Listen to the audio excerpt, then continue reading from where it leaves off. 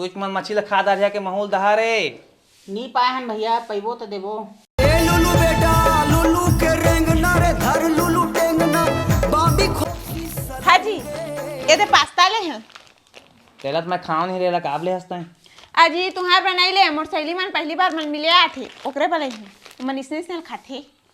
अच्छा तो सहेली में बढ़िया दिखते। हाँ मस्त दिखथे।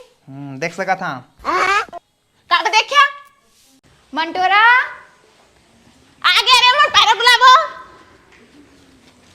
कैसे के ला के खा था सिर्फ देख मैं तोर बर का लाने हो दे जा जा जल्दी फ्रिज में रख बे।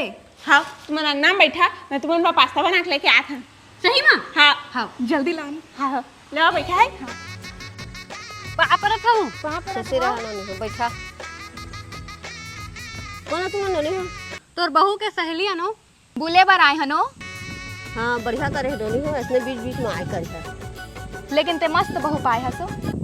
हाँ मैं मस्त बहु पाए हाँ कछु बुताल कर कथा ना छोड़ा छोड़ा छोड़ा ध्यान करा कर कथे मोला मस्त बहू नहीं पाए सो और शादी से पहले ने भाग गे रहीस औ मत भाग जाई के ओकर दे दे मन शादी कर दिस दादा आनी बानी रंग रंग ये टूरी के गोट ये सब क्या देखना पड़ रहा है।